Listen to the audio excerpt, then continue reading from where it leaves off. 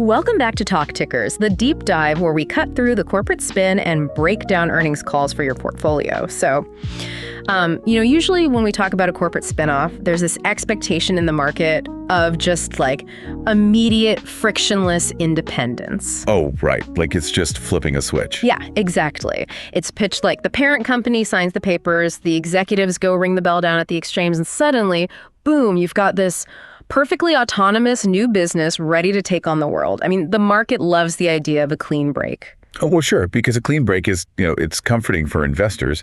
Right. We inherently want things to be binary. Yeah. You want to categorize it neatly on your spreadsheet. Like yesterday you were a sprawling conglomerate and today you're a pure play. Right.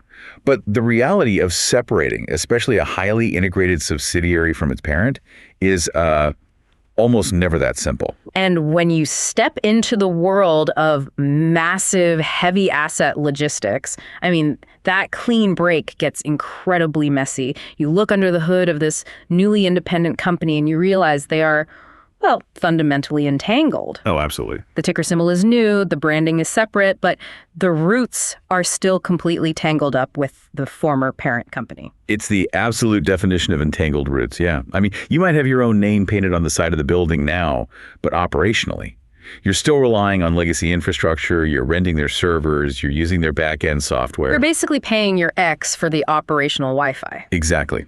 That is exactly what it is. And that reality, the massive hidden costs of disentangling all those roots, that is exactly what we're targeting today. The subject of this deep dive is FedEx Freight Holding Company, Inc. Ticker symbol is FDXF. A really fascinating one to watch right now. Truly. We're breaking down their Q4 2026 earnings call, which is their very first print as an independent, publicly traded company since their June 1st spinoff from FedEx Corp. Our mission today is to look at the cold, hard numbers, translate how this business actually runs on the ground, and give you an actionable take on whether this stock is worth holding through a very messy transition. Because, look, institutional investors are watching these specific numbers like a hawk. When you finally step out of the shadow of a giant parent company, that first quarterly print sets the tone. Everyone is scrutinizing every single margin detail to see if the standalone thesis actually holds water. So let's jump straight into the headline numbers because they came out swinging, honestly. Top and bottom lines were strong. FDXF pulled in $2.4 billion in revenue for the quarter. Which is solid. Yeah, up 5% year over year. And on the profitability side, adjusted operating income landed at $363 million, delivering a 15% adjusted operating margin. But when you dig into the transcript, there's this one standout metric that just pops off the page. The yield number. Yes. Revenue per shipment jumped a massive 11.5% year over year. It needs some serious translation. It really does. Because on the surface, that looks like a phenomenal growth story. You skim the press release, and a double-digit jump in yield is exactly what you want to see. But what's fascinating here is how they actually got that revenue beat. Right, because of the physical volumes. Exactly. When you look closer at the operational data, their actual shipment volumes, so the physical number of boxes and pallets moving through their network, were actually down 4 to 6% throughout the year. Wait, okay, hold on. If physical volumes are down 6%, but revenue per shipment is up 11.5%. The math looks weird, I know. It defies physics. I mean, the only way that works is if they are either jacking up base prices to just an absurd degree, or the freight itself is physically different. Like, are they just shipping heavier stuff? You nailed the second half of it right there. It is not just arbitrary price hikes. If we look at the broader macro environment, this jump wasn't pure organic demand growth. It was heavily driven by what we should probably call the fuel and weight illusion. The fuel and weight illusion. Okay, I like that. Let's break down the mechanics of that, starting with fuel. Because obviously gas prices are volatile, but how does that artificially inflate top-line revenue without actually improving the core business? Well, in the freight industry, carriers don't just eat the cost of rising diesel. They operate on these complex contracts that include dynamic fuel surcharges. So we've seen sustained higher fuel prices recently, right? Oh, definitely. So when a customer books a shipment, the base rate for moving a pallet from, say, Chicago to Dallas might be exactly the same as last year. Yeah. But the total invoice presented to the customer is way higher because that fuel surcharge has triggered at a higher percentage. So the top line revenue number gets inflated just by this surcharge. Exactly. It inflates total revenue, and it inflates that revenue per shipment metric. Right. But it's crucial for you as an investor to understand this is largely just a pass-through mechanism. So it's basically just passing the gas bill to the customer. Right. It covers the cost of diesel at the pump. But it doesn't mean their structural pricing power actually improved. It's a macro side effect. Got it. Okay, but you mentioned the second factor, the weight, is where the actual strategy gets interesting. The weight per shipment increase. Yeah, and this requires looking at the broader trucking market.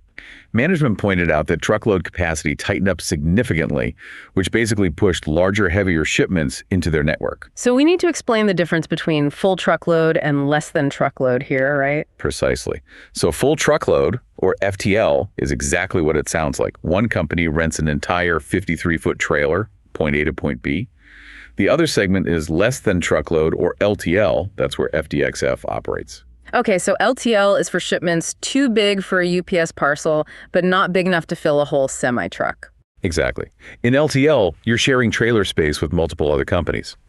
So over the past year, the broader full truckload market had a major capacity crunch. Right. Driver shortages, insurance costs going up, things like that. So if I normally rent a whole truck to move like 10 heavy pallets of industrial parts, but I can't find an FTL driver, I have to figure out a backup plan. Right. And that backup plan is to call an LTL carrier like FDXF and say, hey, can you take these massive pallets? This is the spillover effect.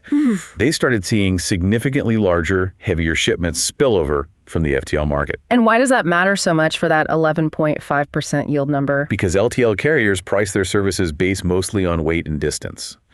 When a shipment is physically heavier, it instantly drives up that revenue per shipment metric. Oh, wow. So even though they had fewer individual shipments, the ones they did have were just massive, which leads to the operational efficiency side, right? Because they said capturing these heavier shipments improved their backhaul efficiency. Yes, and this is where the real margin is made.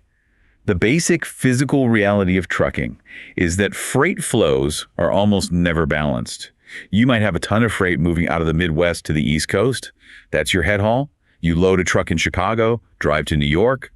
Very profitable. Because demand is high. But once you're in New York, the driver still needs to get back to Chicago. Right. And driving an empty 53-foot trailer 800 miles is just burning cash. You pay the driver, you burn diesel, you wear down the tires, and you make zero revenue. That empty return trip is called deadheading. It's a nightmare. So you desperately need to find freight for that return trip, the backhaul. Exactly. And often carriers will discount rates heavily just to get something, anything in that trailer. So what happened with FDXF is this spillover of heavy freight provided the perfect filler for those empty backhauls. Wow, okay. So they can slot those desperate heavy shipments right into empty return trailers, turning a loss leader trip into a highly profitable lane. Exactly. It maximizes physical utilization. Yeah. So while total volume was down, the freight they did move was heavier, filled empty backhauls, and had a higher fuel surcharge attached. Yeah. That is the anatomy of the 11.5% jump. It's brilliant execution by their network planners, honestly. But, it also raises a flag for investors. We have to be careful about extrapolating that yield growth into long-term models. Absolutely. Because if the FTL market loosens up next year and those heavy pallets go back to dedicated carriers and gas prices drop, that yield number could just evaporate. That is the crucial takeaway for the top line. You have to separate cyclical macro tailwinds from structural improvements. Right. Well, let's pivot to the cost side of things, because setting up this standalone company to even capture those tailwinds was, not cheap. Looking at the operating income bridge, there is a massive $80 million hit in Q4 explicitly labeled separation-related costs. The physical and administrative cost of independence, yeah.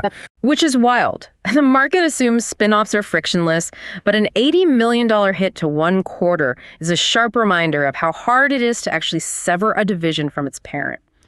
What are they spending that on? Primarily. Disentangling their IT systems, building standalone support, and hiring new administrative headcount.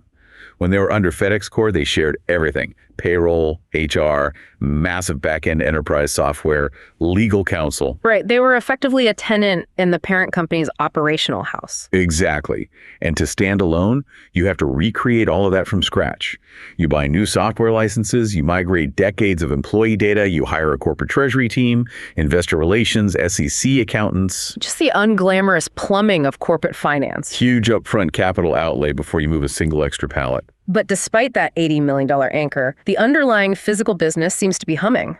They highlighted some key operational wins that suggest the standalone thesis is really working on the ground. Like they noted their new standalone LTL sales force is fully staffed. Yes, and they made a very specific point about where that sales team is physically located. Right. They're not in some corporate high-rise. They're sitting inside the local service centers, side by side with terminal managers and dock workers. It's a subtle point, but it represents a massive shift in strategy.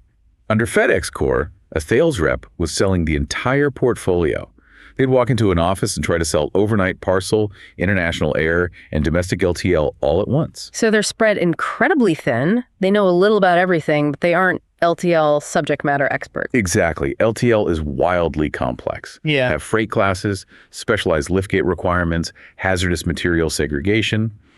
By carving out a dedicated LTL sales force and putting them in the terminals, they close the loop between what's promised and what can actually be executed. Because, yeah, the sales guy can't promise guaranteed next-day delivery on some huge, awkward machine if he's sitting next to the dock manager who's actively struggling with equipment constraints.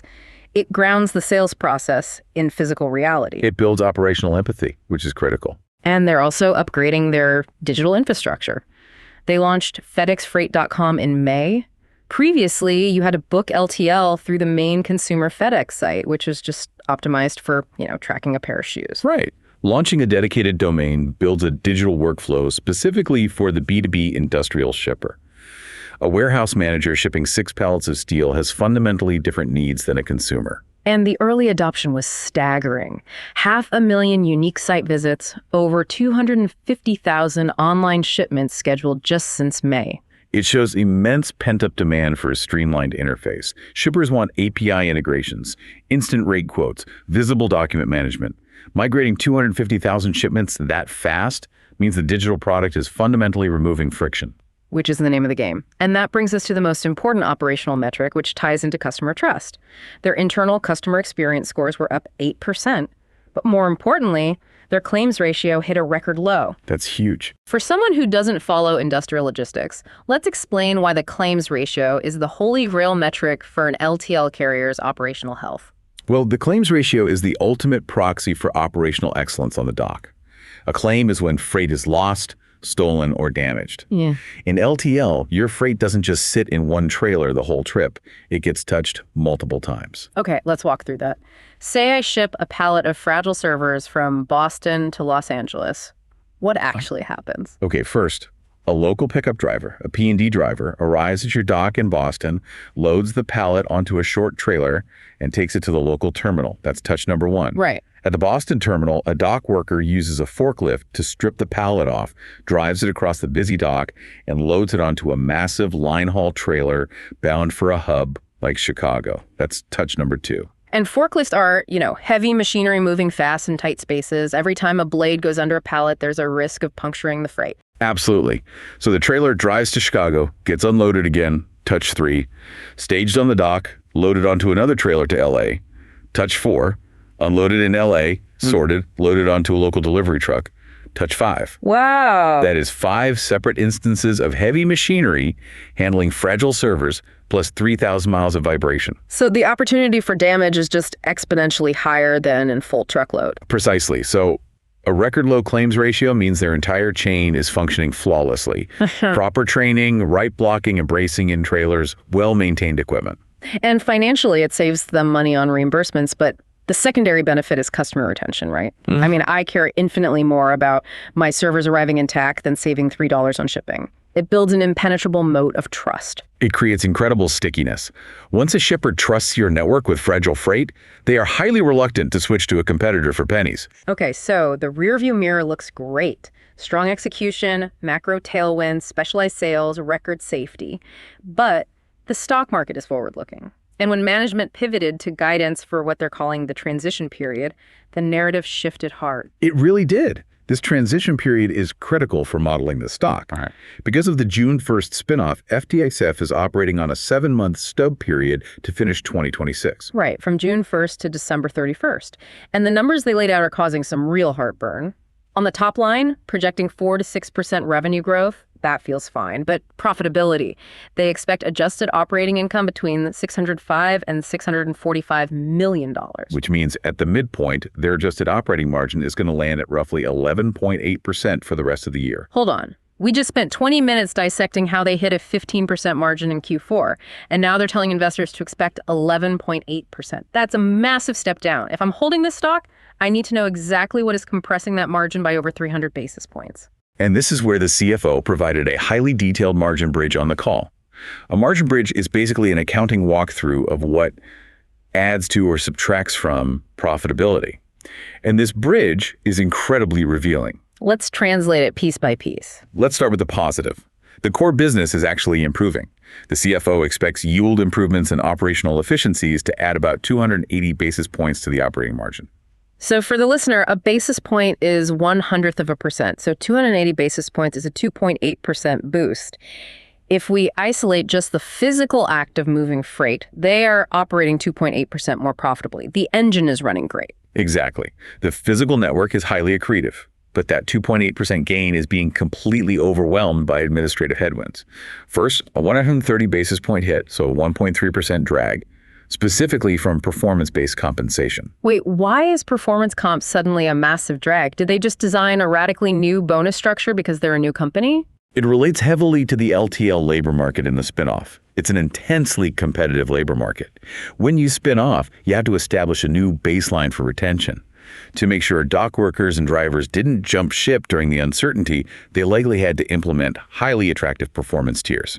You essentially pay a premium for stability during a transition. You reward the team for hitting those low claims ratios while the corporate structure above them is in chaos. Precisely.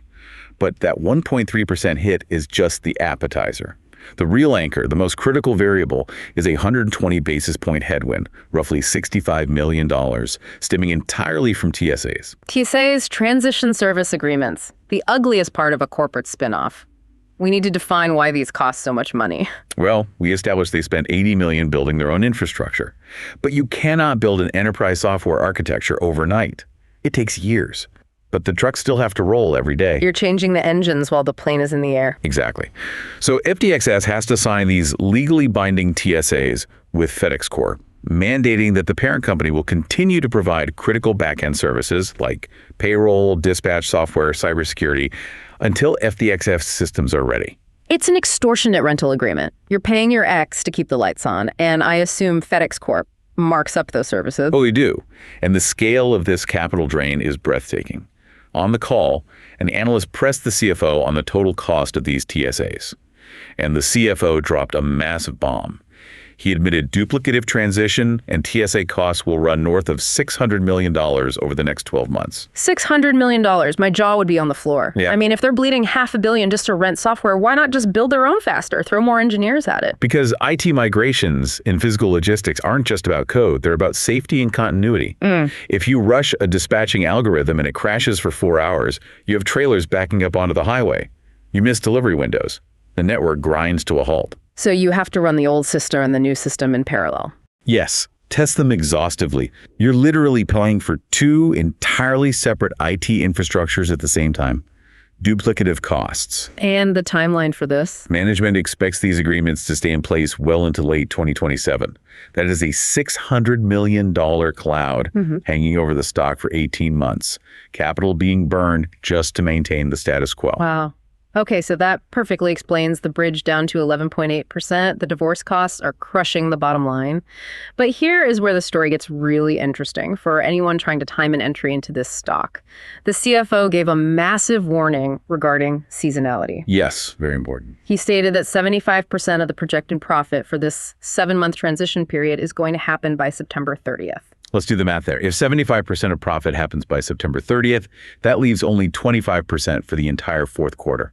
October, November, December. Which, to a casual observer, makes zero sense. Yeah. Why is Q4 brutal for a freight company? You'd think with Black Friday and the holidays, Q4 would be their biggest quarter. Everyone is shipping stuff. That is a very common and very dangerous misconception for retail investors. The holidays are peak season for parcel carriers. UPS, FedEx Express, delivering sweaters and toys to your porch. FDXF is B2B LTL. They deliver industrial supplies and raw materials to factories. Ah, And factories do not run at peak capacity during the holidays. Precisely the opposite. Thanksgiving, Christmas, New Year's. Major manufacturing plants do annual maintenance shutdowns in late December. Wholesale distributors pause orders for tax purposes.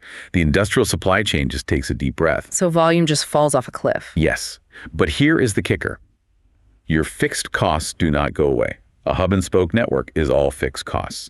You still pay the lease on a 200-door terminal, insurance on thousands of tractors, salaries for the whole team. Revenue plummets, but the baseline cost stays exactly the same. Which mathematically crushes the profit margin, and the CFO added one more layer of pain.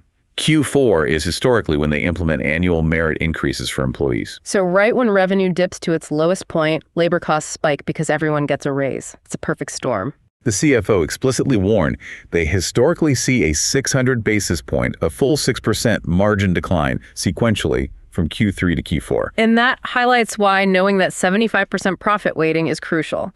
If an investor buys in November, assumes steady growth, they are going to get run over when Q4 numbers drop in early 2027. They'll see the drop, panic, and assume the company is failing when it's just standard seasonality. Okay, we've laid it all out. Strong execution, record low claims, but a $600 million TSA anchor and a looming ugly Q4. It's time to synthesize this. For the listener looking at the FDXF ticker right now, trying to decide to buy, sell, or hold, what is the definitive play? My stance is highly nuanced but firm. I am extremely bullish on the long-term structure of this company, but I am incredibly bearish on the short-term calendar. Bullish on structure, bearish on the calendar. Let's unpack the bull case first. Why do you love the fundamental structure? It rests on their unique dual network model. It's a massive competitive moat that peers just can't easily replicate. FDXF runs two distinct services within the same physical network. A premium priority service, which guarantees rapid delivery, up to 40% faster than peers, they claim. It commands premium pricing. For the shipper who absolutely needs that pallet by tomorrow morning or the assembly line stops. Exactly. And alongside that, they run an economy service. Slower, utilizes lower cost rail for long haul, appeals to price-sensitive shippers. And the magic is they execute both of these in the exact same terminal, using the same local trucks and dock workers, right? That is the genius of it. Think of a commercial airline. They sell expensive first-class tickets to business travelers and deeply discounted economy tickets to vacationers on the exact same plane, serving two different customer bases using the same pilot and fuel, maximizing density. FDXF is just doing that with 53-foot trailers. Precisely. Competitors usually force you to choose, be a fast priority carrier or a slow economy carrier. To replicate FDXF, a competitor would have to build a whole second physical network. But FDXF optimizes capacity. If a priority truck is only 80% full, they top it off with 20% economy freight. Incredible density. And the switching costs for customers must be huge. A warehouse manager can toggle between priority and economy on one ATI integration without changing carriers. They aren't going to leave. So the long-term advantage is undeniably strong. However, The calendar bearer is dangerous. For someone considering buying today, my advice is strict patience. We know for a fact there is $600 million in duplicative costs hanging over the income statement for 12 to 18 months. Free cash flow going to IT consultants instead of shareholders. But, let me push back on that. Wall Street analysts heard the call. They know about the PSAs. They know about Q4 seasonality. Isn't this already priced into the stock? It's a fair question. It comes out of human psychology and trading mechanics. Yes, the smart money has it modeled. But when those Q4 earnings drop in early 2027, the headlines will show a massive sequential margin drop. Right. Algorithms scanning for negative momentum will trigger sell orders. Retail investors who don't understand industrial seasonality will panic sell. So the raw optics will create immense downward pressure, even if it's expected. Exactly. Sentiment will turn irrationally negative. The move is to wait. Let the stock take its lumps during this messy transition. Keep it on your watch list, study their volume metrics, and buy the dip during those weak winter months. You want to buy this massive dual network moat on a steep discount. That is fantastic advice. Accumulate the stock when the core business is strong, but the headlines look bad. Which brings us to our final takeaway for today. Let's look past the transition to the ultimate prize, capital allocation. The light at the end of the tunnel, yeah. Management was surprisingly transparent about this. Right. During Q&A, they were asked what they'll do with free cash flow once they stop paying FedEx Corp. After paying down some debt, they explicitly stated their goal is to start a dividend program in late 2026 or early 2027. And following that, A programmatic share repurchase program. Which is exactly what you want from a mature industrial business. Don't invent a new paradigm. Don't buy risky startups. Just execute the hub and spoke efficiently and return excess cash to owners. It's the ultimate value setup. So I want to leave you with this final provocative thought for your portfolio. Imagine this timeline. By the second half of 2027, FDXF finally sheds that $600 million TSA anchor. Their margins will artificially expand just because they stop paying extortionate rent. Cash flow will surge. And at that exact moment, they'll likely be launching a dividend and buying back stock. So if they drop their heaviest baggage exactly when they turn the cash hose onto shareholders, could 2027 be the year the standalone stock truly leaves its parent company in the dust? It is a compelling setup. It requires immense patience and a strong stomach to ride out the Q4 algorithms, but the 2027 inflection point looks incredibly potent. It'll be a fascinating story to watch over the next 18 months, and we will be tracking every basis point. That's all the time we have for this deep dive into FDXF. Keep your portfolio sharp, keep your data straight, and we'll catch you on the next deep dive.